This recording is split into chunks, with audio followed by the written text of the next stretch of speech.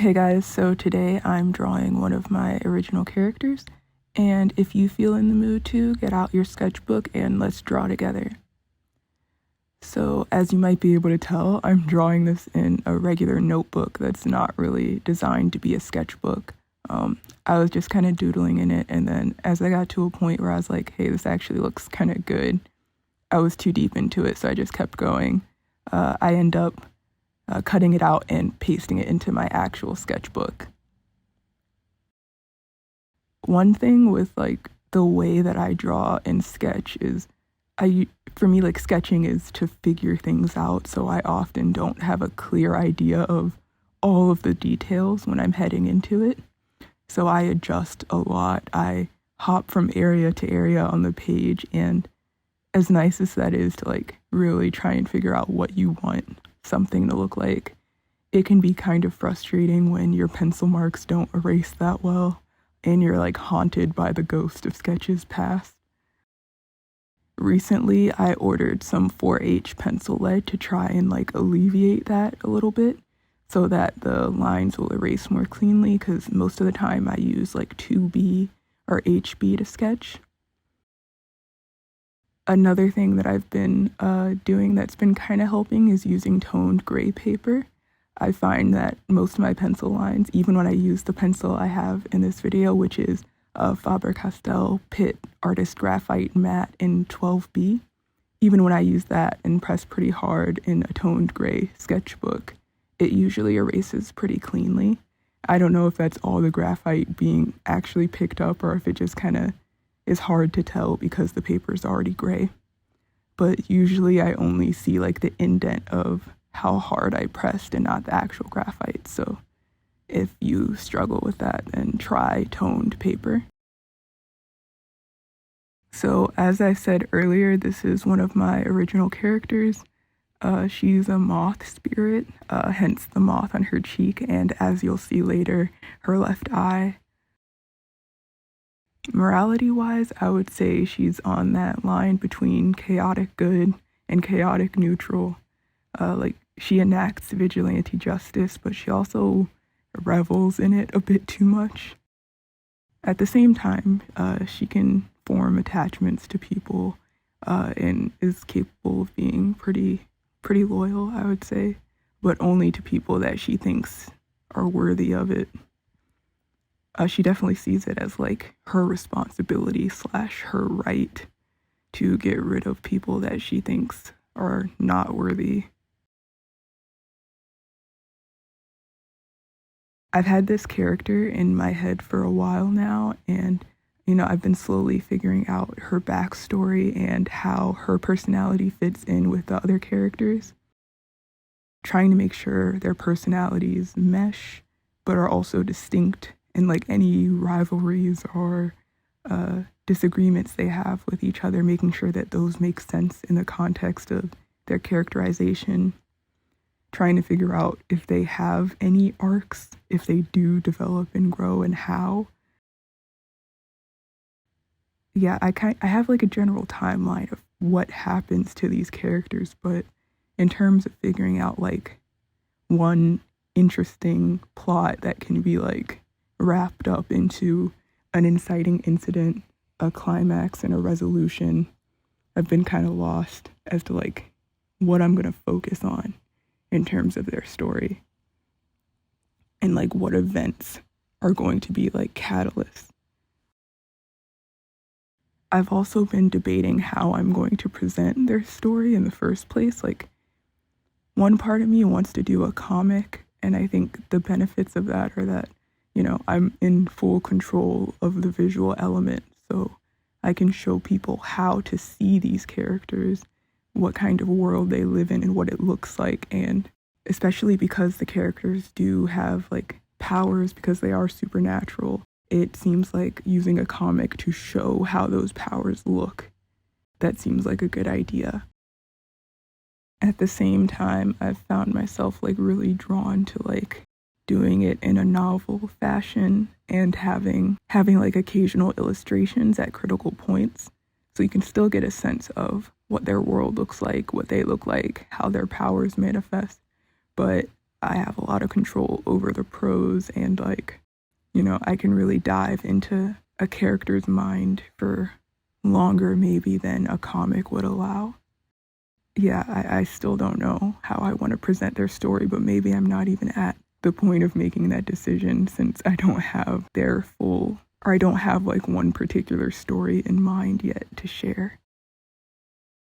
As you can see, I'm constantly adjusting this moth eye to get it to appear like a bit more dramatic and to also look more like an eye. I think if I do like try this sort of concept again, I would probably make the lighting a bit more dramatic so that one side of her face is more cast in shadow, the side with the moth eye. I think that that would help this eye like stand out and feel like an eye. I think I would execute it differently if I were to try it again, but who knows if I'll actually try it again.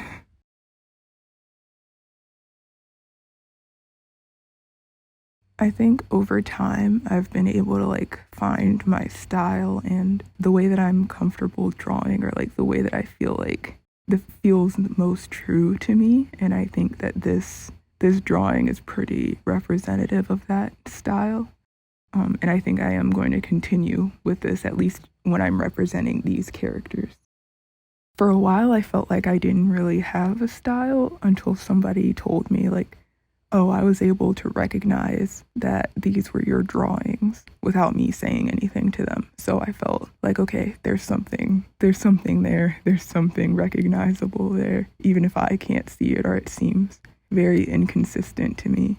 But I think I can see like the commonalities between like from drawing to drawing, but I think sometimes it's hard for me to see that all as like one true cohesive style.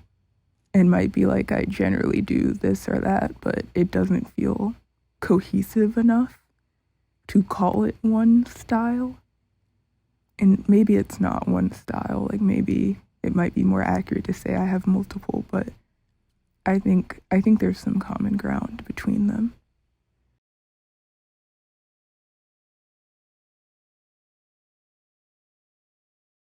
One thing I want to do more of this year and moving forward is actually finishing pieces, like finishing drawings in my sketchbook, finishing paintings I start, finishing digital pieces I start. Not necessarily that I need to finish everything. I think that would be too much, but because while I really appreciate the sketches and the unfinished stuff as like the explorations that they are, I think it would be nice to see more of that to completion, to really fully develop the ideas and the concepts and the stylistic elements that I was trying to execute. So yeah, hopefully I finish more things this year, and I plan on taking you guys along with me for that. I've been trying new mediums lately, well, mostly just one. I've been trying oil pastel lately, and soon I'll upload a video of like my oil pastel process. Yeah, I've found it to be pretty intuitive for me so far compared to like gouache, but I also still want to keep trying with gouache. I don't want to give up on it. I think it can be easy to be like, oh, this is just not going to work for me. I know when I first tried acrylic paint in like high school, I was like, oh, I don't like this. This won't work for me. And I just kind of gave up on it. But I think I should give painting more of a chance. And it's not just because I bought expensive gouache paint, but partially because of that.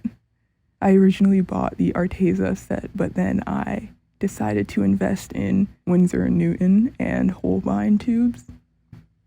And then I just stopped wanting to paint.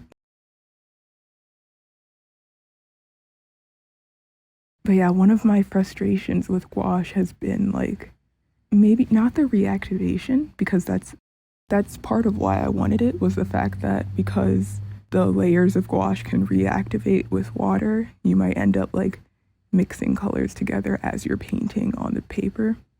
I wanted that effect, but One thing that made it difficult for me to start to find my groove with gouache, I think, was the teaching that you should go from thin to thick in how you apply the gouache. So people describe it as like you can have gouache with like more like a tea consistency where there's quite a bit of water in it, but still pigment. It's almost more like watercolor at that stage, up to like butter and cream consistencies where you have a lot less water and it's mostly paint.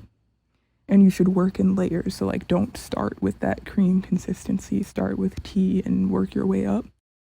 I think that method was never going to work for me. I feel like I found it easier to just kind of start at like a medium point and kind of jump around depending on what I need to do. Maybe I'll upload a gouache process video too to show what I mean by that, because it might not be clear from how I'm describing it. But yeah, the common teaching of going from thin to thick just didn't work for me, and it caused a lot of frustration, I think, in trying to paint what I wanted to paint, get my vision onto the paper.